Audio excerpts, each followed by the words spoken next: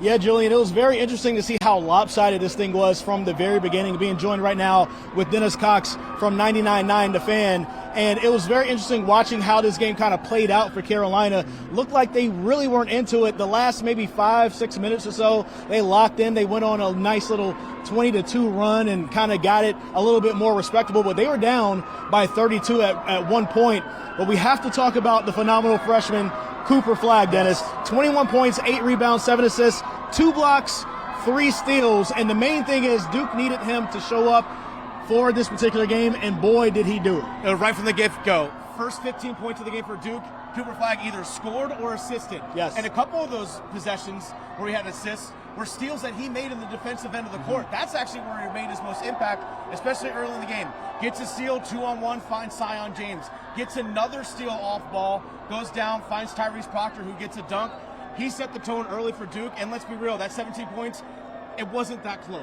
It wasn't, and one of the things I thought was very striking on the court, you could see the size difference. We talked about this earlier today. Duke is the tallest team in the NCAA. Their average height is taller than the NBA's average height, right? Yes. So this is a big team. Carolina on the smaller side, and I think it really led to turnovers. Duke was getting their hands all over the ball. As we saw today, turned them over 14 times, 19 points off of turnovers, and we see that they won by 17 points. This was a huge part of the game for Duke, getting those turnovers, and Carolina just didn't feel comfortable in the first 35 minutes of this game. Well, Coach Knipple at Pitt, who's a former Duke player, actually set the blueprint for what Duke did tonight. One thing that Pitt did earlier this week against North Carolina, they switched everything on the floor, both on ball and off ball. And Duke did the exact same thing to Carolina tonight. They switched everything, forcing Carolina to be an ISO team. They couldn't move the ball effectively. They also couldn't get anything open off ball. We saw a bunch of contested shots. Nothing was easy for them. Nothing of high quality in terms of UNC earlier in the game, and it led to a bunch of those steals and turnovers and transition points for Duke. Here's the thing. How unfair is this? Duke was able to switch 1 through 5. Yeah. So there were times where your 7'2" center, Kaman Maluach, was switched off on Carolina's 6'tall, maybe 6'tall point guard in Elliot Cadeau. Yeah. And Kaman Maluach was keeping up with him. Yes. And it made them very much so uncomfortable, and that's a great picture of the difference in the size between these two teams. And that's the beautiful thing about Duke's roster, the way it's constructed. The athletes that they have, these aren't just big guys that are lumbering up and down the floor. No. These guys can move their feet. They're as athletic as any other team in the country, and that is what makes them so dangerous. Their versatility with their roster showed tonight, because they can go quote-unquote small and have a bunch of guys that are between 6'5" and 6'9" on the floor. Small for Duke standards, but it didn't matter. Yeah. Malik Brown actually being back defensively on really the floor helped for a lot. Duke was massive. The amount of deflections and steals that he did. First play that he goes in there on the floor, gets a steal, leads to a Cooper Flagg, and one. It gets a 3-point play. Everything was so impactful, and it all started defensively for Duke. We can talk about the points and everything. Everything started on the defensive end. Carolina, there are no passing lanes. There was nothing for them. It just looked so uncomfortable for them, and you wondered who else was going to step up besides Cooper Flagg for Duke. Maybe thought it was going to be somebody who transferred in, maybe somebody who came in from last year like Tyrese Proctor or Caleb Foster. No, it was another freshman. It was Knipple. 22 points, leading Duke in scoring, 5 rebounds, 5 assists, and he really helped Duke with their 3-point attack. Duke shooting 50%. At one point, they were shooting the 3 at 65% at one point during this game. Yes. They may miss some towards the end, so it went back down to just a measly 50%. But it was amazing to see that difference that Knipple made. I mean, he was slashing to the paint. He looked like a completely different player. He even had a dunk. Knipple he's the guy that plays underneath the basket. He was able to play above the basket in some ways because of how small Carolina was. So you could see a totally different Knipple in this game. First 3.5 minutes of the second half, Knipple has 9 points. He had 9 points in the first half. It's ridiculous. So he sets the tone in the second half for Duke to say, hey, what Cooper Flagg did in the first half, Knipple was that in the second half. And we saw, again, I mentioned the word versatility. We saw times R.J. Davis, who's 6'1", trying to guard Knipple, who's 6'6", 6'7". 6'7". And one thing that Knipple did, is going to put you in the post, back you down in, turn around you, lay up, made it easy. Post up the small guys. That's something that he brings. He can not only shoot from the outside, he can create his own shots in multiple ways, whether you're using pick and roll with Cooper Flagg, or in this case, posting up down a guy like R.J. Davis, a smaller player, or he can catch and shoot. Again, versatility with this lineups, and individual players are versatile as well. These aren't just one-trick ponies, and it showed tonight.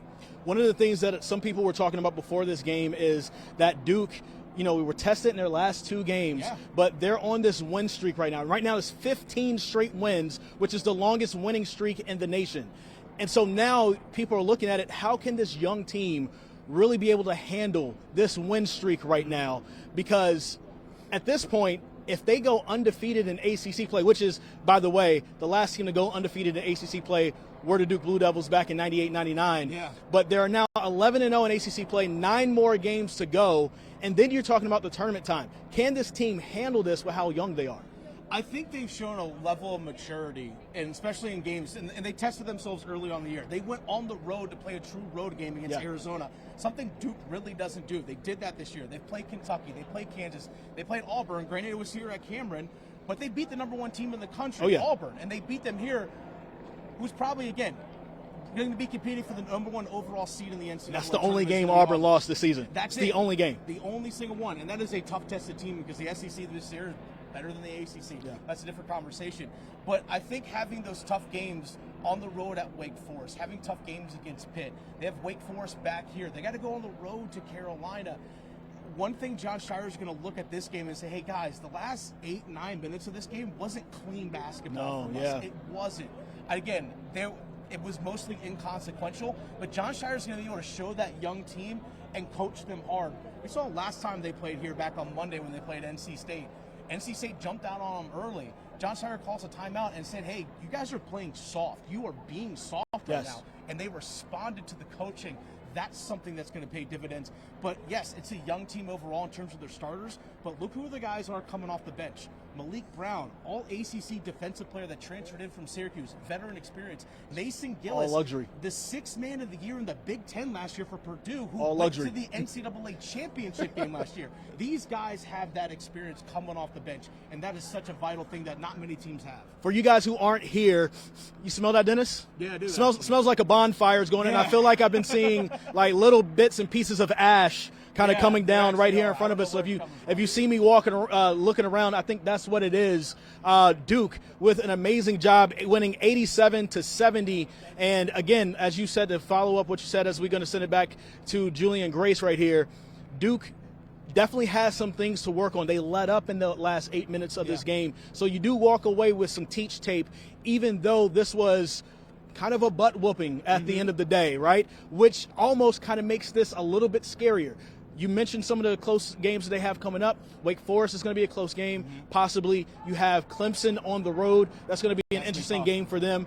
But those are really the big games that's left outside of going to Carolina. We'll see how this young group kind of takes on to that. But Duke winning 87-70 right here. Dennis Cox from 99.9 The Fan joining me on television. I absolutely love it. Be sure to listen to our podcast, Panthers Playbook, right here, also on the CBC Podcast Network.